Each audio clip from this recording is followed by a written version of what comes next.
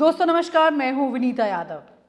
जिस तरह से अभी पिछले दिनों तमाम राज्यों के चुनाव हुए, उनके परिणाम सामने आए और उनके परिणाम सामने आने के बाद जिस तरह से तस्वीर बदलने लगी, बीजेपी के कुछ नेता जो कि 75 के हुए भी नहीं, लेकिन उन्हें किनारे लगा दिया गया। ऐसा किनारे लगाया कि वो दोबारा पलटकर खुद को राजनीति में जवान महसूस ही ना कर सकें। इस तरह की तस्वीर सामने आ गई, जिसके चलते कई नेताओं की अच्छी खासी छुट्टी हो गई और कईयों को ये समझा दिया गया कि चुपचाप जो मिला है उसे स्वीकार कर लीजिए, वरना अपने घर चले जाइए। तो ये राजनीति कम, अब नौकरी ज़्यादा हो गई है। जो बॉस कहते हैं वही होगा, बाकी कुछ नहीं होगा। अब यहीं पर शिवराज सिंह चौहान के साथ एक बड़ा खेल हो गया है।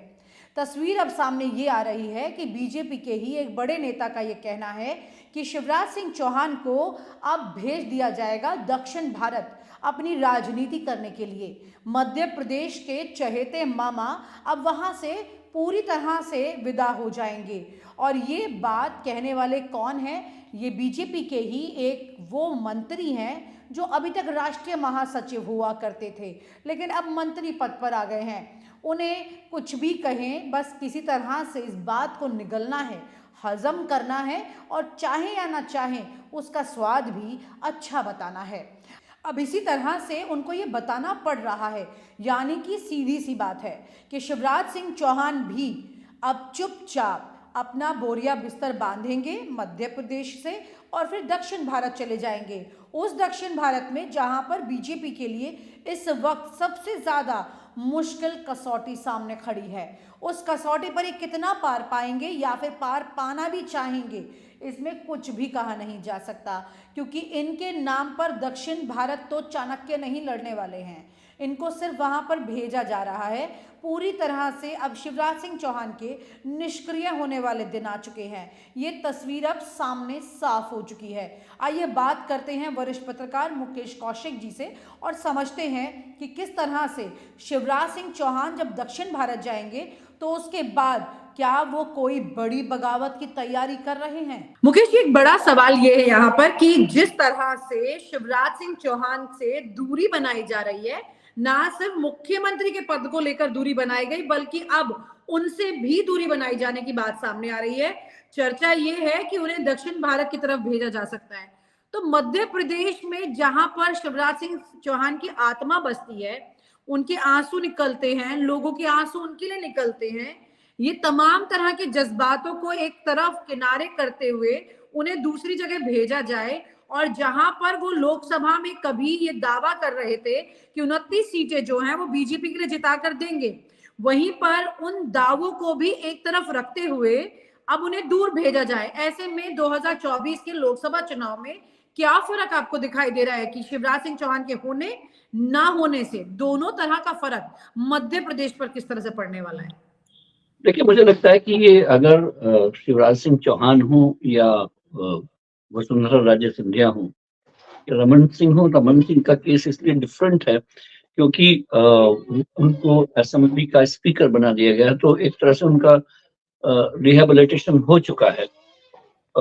लेकिन वसुंधरा बिना पद के रहने का रिकॉर्ड है उनका 5 साल, और वो राजस्थान में सीमित रही। उन्होंने अपने आप को ज्यादा बीजेपी को नुकसान नहीं पहुंचाया। लेकिन शिवराज सिंह चौहान को वहां से हटाना या उनको कुछ नया दायित्व देना पार्टी की मजबूरी लगती है। उस कारण मुझे लगता है 2 हैं। पहला तो ये कि वो मुख्यमंत्री पद से हटने के बाद अपनी बहनाओं के बीच में, लाडलियों के बीच में, और जिनके वो मामा माने जाते हैं, उनके बीच में जाना शुरू कर दिए हैं। उनके बीच में भावुक हुए हैं और महिलाओं ने उनको घेरा है, उनसे लिपटी हैं। तो जाहिर तौर पर वो बताना चाहते हैं पार्टी को कि मेरा जो इमोशनल कनेक्ट है यहाँ की बहनों से, यहाँ की भतीजियों से, भांजियों से, एक मामा के रूप में जो कनेक्ट है, वो मेरा बहुत सॉलिड बाउंडिंग है और मैं उनके बीच में जाऊंगा। तो एक उन्होंने जो मैसेजिंग की, उसका जवाब मुझे लगता है कि पार्टी को ढूंढना होगा। पहला ये। दूसरा ये कि शिवराज सिंह चौहान या वसुंधरा राजे कम से कम वो वैसे लोग नहीं है जो चलने फिरने में अक्षम हो। या वृद्ध हो गए हों, तो उनके लिए मार्गदर्शक मंडल भी कोई विकल्प नहीं है कि वो उनको उनके लिए भी कोई यहाँ पर ऐसी व्यवस्था कर दी जाए। तो ऐसे में पार्टी के लिए सबसे उपयुक्त ये होगा कि उनको कोई ऐसी ज़िम्मेदारी दी जाए जो हार्मलेस भी हो और उनको काम पर भी लगाए रखे। अगर आप मुझे ये बता रही हैं कि वो साउथ जा सकते हैं, तो काम ये पर तो एक लगाए, बहुत लेकिन अगर साउथ जाएंगे तो क्या उनका दिल लगेगा वहां पर? सवाल दिल लगने का नहीं है, सवाल अगर उनमें अगर विद्रोह की भावना, बगावत की भावना वगैरह होती, तो वो इस समय मुख्यमंत्री होते। जैसा कि आदित्यनाथ का विकल्प नहीं दे पाई योगी आदित्यनाथ का, और वो जब वो चुन के आए तो न सिर्फ उनको पहले प्रोजेक्ट किया गया, बल्कि उनको मुख्यमंत्री के रूप में लिया गया।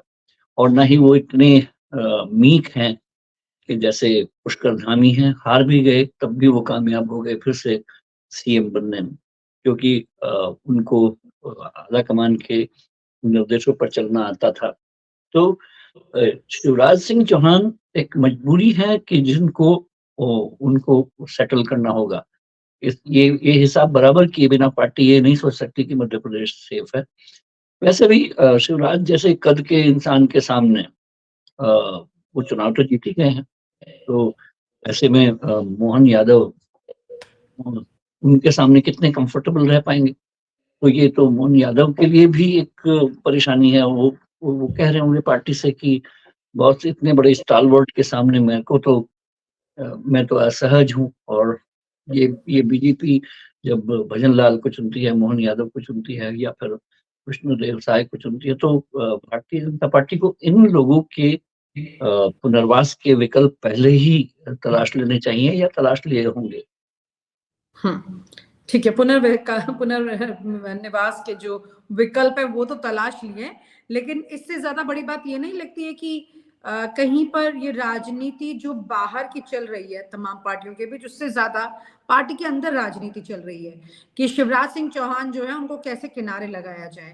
पहले ही ऑलरेडी यहाँ पर कई सारे नेताओं को तो किनारे लगा दिया, कैलाश विजयवर्गीय और प्रहलाद पटेल की अगर हम बात करें, नरेंद्र सिंह तोमर की एक बात करें, बहुत सारे 6-7 ऐसे नाम हैं इस वक्त मध्य प्रदेश में जिनको किनारे लगाया गया। अब यहाँ पर शिवराज सिंह चौहान, ज्योतिरादित्य सिंधिया के भी मंत्रिमंडल की जो नाम उन्होंने दिए थे, 3-4 लोग के शायद नाम है, बाकी किसी के नाम नहीं है उसमें, लेकिन ऐसे शिवराज सिंह चौहान के लोग के नाम भी नहीं है। शिवराज सिंह चौहान क्या इस वक्त उनके लिए बड़ी थ्रेट बन गए हैं? मध्य प्रदेश में उनकी मौजूदगी बड़ी थ्रेट है कि इसकी वजह से उनको दूर भेजा जा रहा है? सवाल थ्रेट बनने का नहीं है, सवाल थ्रेट के उभरने का होता है। क्योंकि अगर आपने पहले से ही उभरने वाली थ्रेट को, बनने वाली थ्रेट को आते हुए नहीं देखा, तो एक बहुत मुझे लगता नहीं है कि किसी एक नेतृत्व की बहुत बड़ी होशियारी होगी। अ, अच्छा कुशल नेतृत्व ये देख लेता है कि मुझे मेरे सामने चुनौतियां कौन सी हो सकती हैं, और उन चुनौतियों को वो पहले से ही ठीक कर देता है। फिर भी मैं बता रहा हूँ कि जो बीजेपी का संदेश है इन 3 मुख्यमंत्रियों के जरिए, वो ये है कि हम लोग चुनाव 2 वजह से जीत रहे हैं। उसमें पहली वजह है नरेंद्र मोदी फैक्टर, और दूसरा है संगठन। यानी कि अगर संगठन है और मोदी का ब्रांड है, तो किसी और चेहरे को क्यों सामने रखा जाएगा? वैसे चेहरे को जो कि अपना नाम बना चुका है।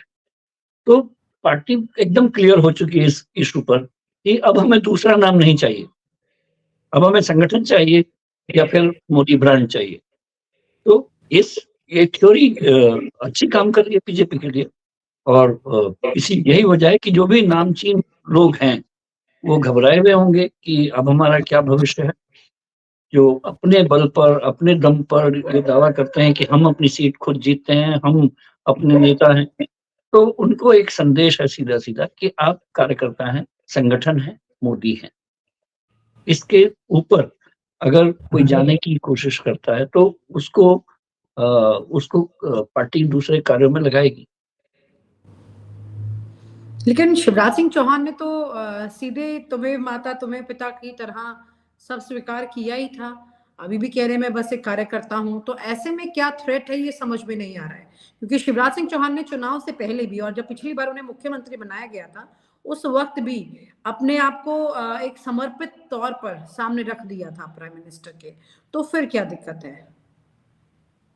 समर्पित तौर पर रखने के बावजूद उनका नाम, उनका उनका उनका जो उनका जो नाम था, लाडली बहनों के बीच में उनका जो हैसियत थी, वो तो बढ़ ही रही थी ना। तो ये हैसियत तो योगी की क्या भी वो है। इतना दम रखते हैं कि वो मोदी के खिलाफ वो जा दम सकते नहीं रखते हैं, वो अनुशासित होने की पूरी कोशिश कर रहे हैं या दिखा रहे हैं।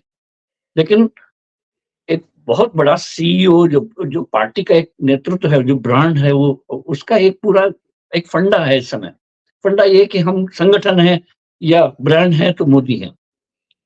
कोई छोटा भी ब्रांड क्यों पनपे, क्यों उसके चेहरे की मुझे आवश्यकता हो। आपने देखा होगा कि मुख्यमंत्री होने के बावजूद उनको मुख्यमंत्री के रूप में प्रोजेक्ट नहीं किया था पार्टी ने, और कहीं भी नहीं किया किसी को, सिर्फ मोदी को या मोदी की गारंटी को या भाजपा के संगठन को। अगर ये फिलॉसफी है भाजपा की, तो मैं इसमें कौन होता हूँ अपनी कमेंट देने वाला। ये न सिर्फ फिलॉसफी है, बल्कि वो सक्सेसफुल है। और कितने दिन तक सक्सेसफुल होगी मैं नहीं गारंटी दे रहा हूँ। जब तक है तब तक उनकी फिलॉसफी है। एक दिन जब पार्टी वाइप आउट होना शुरू हो जाएगी या उसको क्षेत्रीय नेताओं की जरूरत होगी और नीचे कोई खड़ा नहीं मिलेगा और हारना शुरू हो जाएगी, तब तब शायद पार्टी गौर करेगी कि हमसे क्या भूलें हुई थी। कांग्रेस अभी भी गौर करती रहती है उस मुद्दे पर। मैं तो इस बात का मैं कई बार दोहरा चुका हूं इस बात को कि गलतियां करना या फिर आला कमान की मजबूत होना या क्षेत्रीय नेताओं को निपटाना, मूर्खता करना, ये सिर्फ कांग्रेस का ही एकाधिकार नहीं है। यानी कि शिवराज सिंह चौहान अगर दक्षिण जाते हैं, मान लीजिए तस्वीर आ जाती है सामने, तो उस वक्त में दक्षिण में क्या फर्क पड़ेगा? शिवराज सिंह चौहान निष्क्रिय तो नहीं हो जाएंगे पूरी तरह से? दक्षिण तो अभी पार्टी के हाथ में नहीं आने वाला है, लेकिन शिवराज जी को एक काम मिल जाएगा, वहां पर पदयात्राएं करने का। सबसे वहां मुश्किल पर कड़ी उनके हाथ में सौंप दी गई है। जाहिर तौर पर उनको यही बताया गया होगा कि आप जैसे मंजे हुए लोगों की ही जरूरत है वहां पर, जहाँ पर हमारी खेती नहीं है, जहाँ पर उर्वरा जमीन नहीं है, जहाँ पर हमारे नेता नहीं है, कार्यकर्ता नहीं है। आपने जैसे मध्य प्रदेश में पार्टी को पनपाया, वैसे साउथ में पनपाइए। हालांकि मेरी कोई जानकारी नहीं है कि वो साउथ जा रहे हैं कि नहीं जा रहे हैं, आपने मुझे बताया, तो मुझे लगता है कि उनको ये समझाया गया होगा। Thank you so much Mukesh ji, thank you so much. और आप हमसे जुड़े रहने के लिए सब्सक्राइब करें YouTube पर, फॉलो करें Twitter पर और लाइक करें Facebook पर। और ज्यादा जानकारी के लिए आपको टाइप करना होगा सिर्फ न्यूज़ नशा।